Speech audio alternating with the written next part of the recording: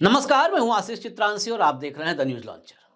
Supreme court, high courts यानी पूरी की पूरी न्यायपालिका, पूरी न्यायिक व्यवस्था, इस देश के आम आदमी का भरोसा अब इस न्यायपालिका से धीरे धीरे कमजोर सा होने लगा है। लेकिन फिर भी इस देश के सर्वोच्च न्यायालय में कुछ ऐसे न्यायाधीश, कुछ ऐसे जस्टिस बैठे हुए हैं कि उनके बेंच में अगर कोई मामला चला जाए तो एक बार हौसला जगता है कि इस मामले में सामने कोई भी होगा, सरकार हो या कोई और पक्षकार हो, उसके बचने की या बच के भाग निकलने की गुंजाइश कम ही है। ऐसा ही बेंच है एक, ऐसा ही एक जस्टिस है, जस्टिस अभय एस ओक। अब तक इनके सामने जो भी मामले गए हैं, उस मामले में टिप्पणी और जजमेंट, ऑब्जर्वेशन और जजमेंट दोनों में साम्यता।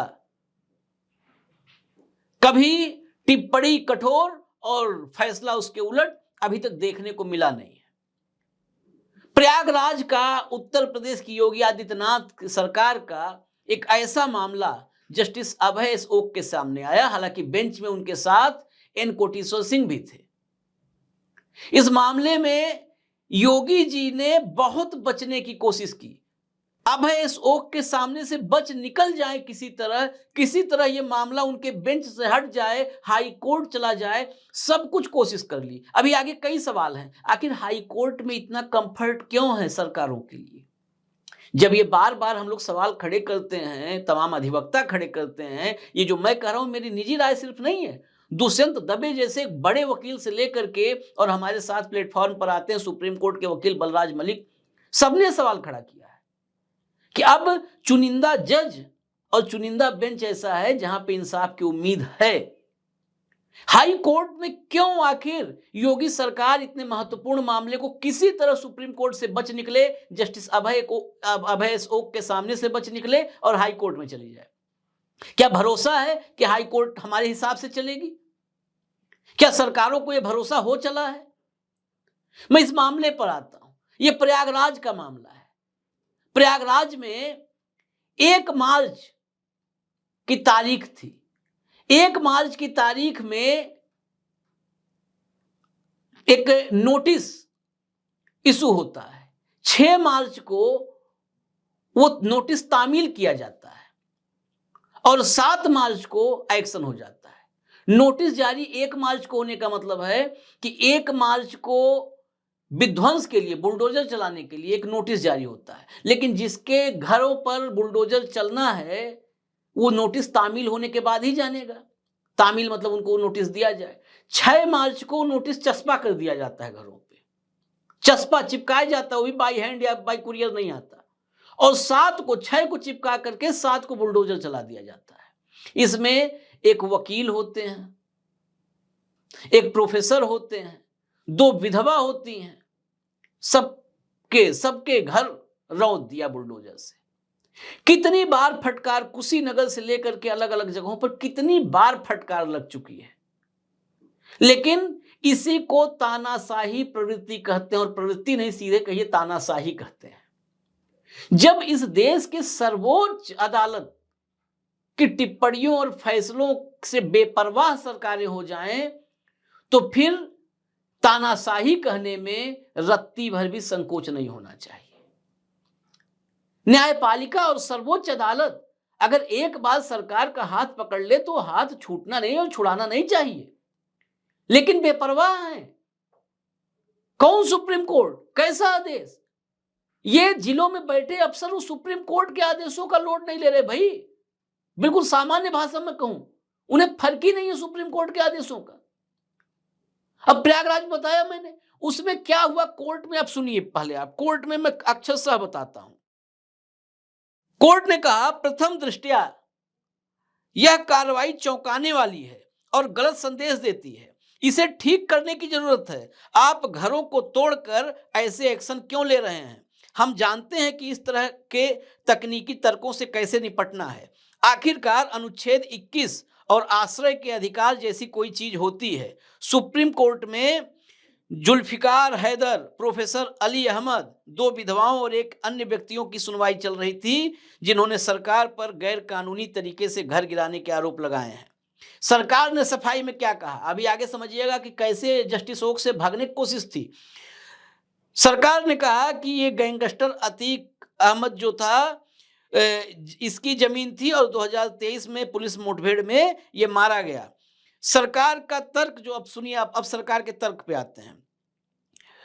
इलाहाबाद हाई कोर्ट ने जब ये याचिका, ये तीनों पहले इलाहाबाद हाई कोर्ट में गए थे, लेकिन इलाहाबाद हाई कोर्ट ने इनकी याचिका को, इनका पक्ष भी नहीं सुना था। 2020 के एक नोटिस के आधार पर इनकी याचिका खारिज कर दी थी, बिना पक्ष सुने हुए। अब ये मैंने बता दिया कि खारिज कर दी थी, अभी आगे सुनिए, दोनों का कनेक्शन जुड़ जाएगा अपने आप। ये हाई कोर्ट की याचिका खारिज होने के बाद ये सुप्रीम कोर्ट आए थे।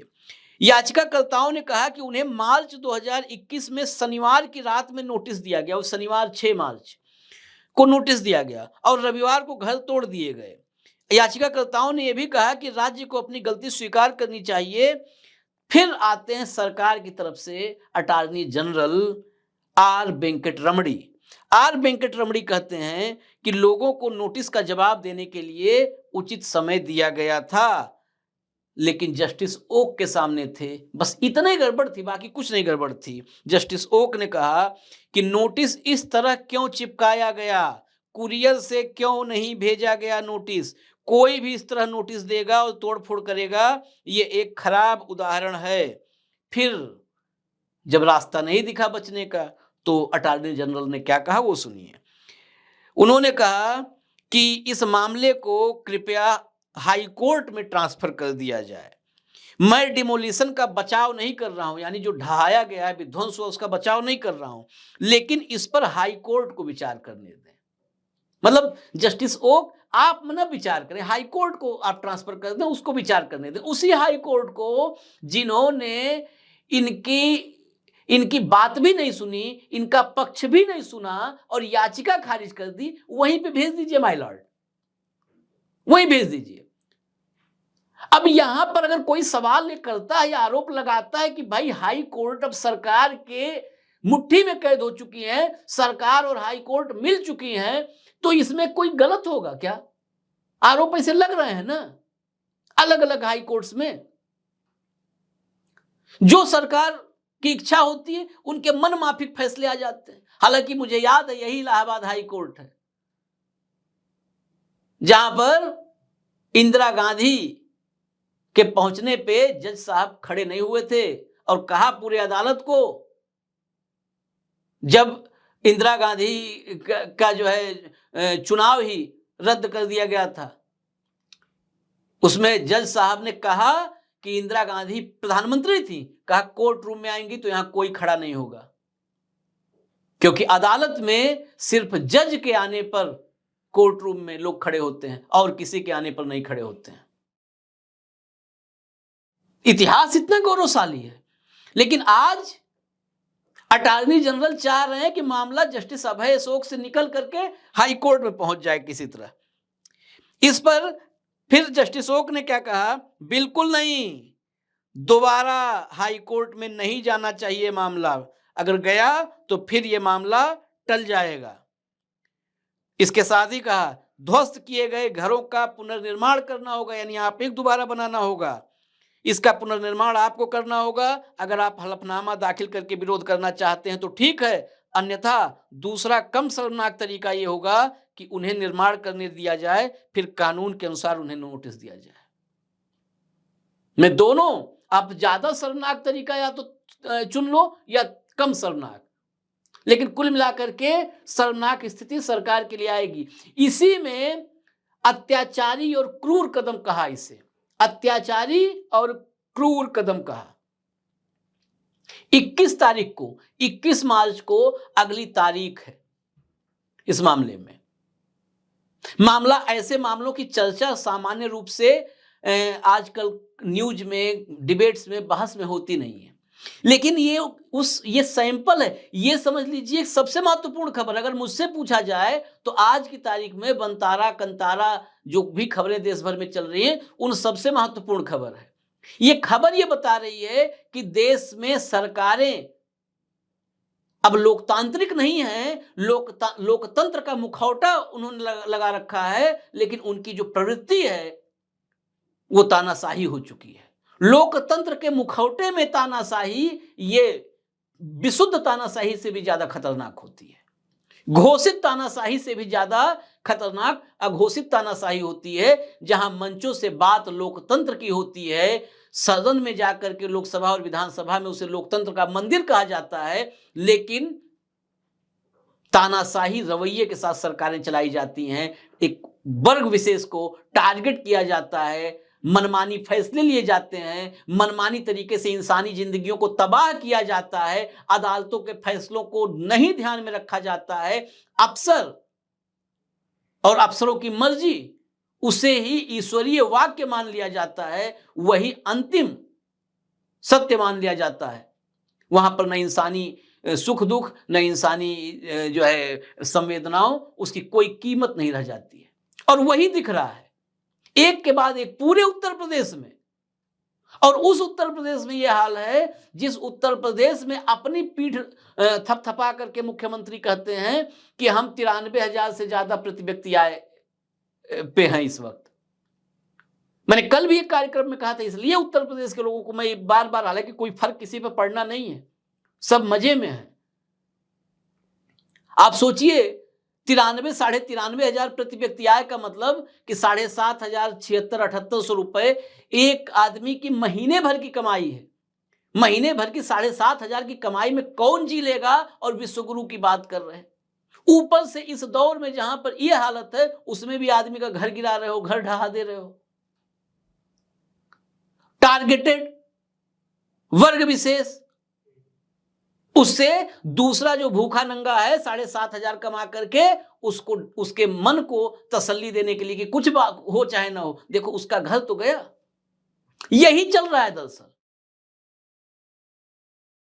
अब सोचिए ये 75-7600 प्रति व्यक्ति आय में, मतलब 80-90% उत्तर प्रदेश की असली आय क्या 3,000 3,500 नहीं होगी?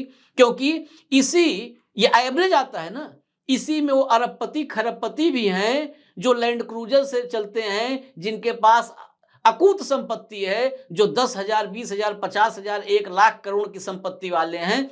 उनकी संपत्ति जोड़ने के बाद तब ये एवरेज है। इसी में सरकारी कर्मचारी हैं, लाखों सरकारी कर्मचारी, जिनके कम से कम जीवन यापन भर की तनख्वाह तो मिली रही है, 50,000, 60,000, 70,000, 40,000, 45,000, 1 लाख सैलरी मिल रही है।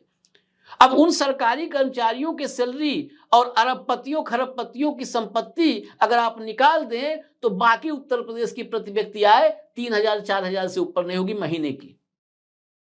लेकिन उस दौर में सृजन के बजाय विध्वंस पे जुटी हुई सरकार अगर होगी तो उम्मीद जस्टिस ओक जैसे कुछ न्यायाधीशों से होगी। लेकिन आखिर में कहता हूं कि आखिर में एक्शन क्या? जस्टिस ओक जैसे न्यायाधीश ईमानदारी से फैसले या टिप्पणियां कर रही हैं, लेकिन अगर सरकारें न्यायपालिका को भी दरकिनार कर रही हैं तो सरकारों को कटघरे में खड़ा करना या सजा देना, क्या यह मुमकिन हो पाएगा? यही आखिरी सवाल है। इजाजत दीजिए मुझे। न्यूज लॉन्चर आप देखते रहिए। नमस्कार।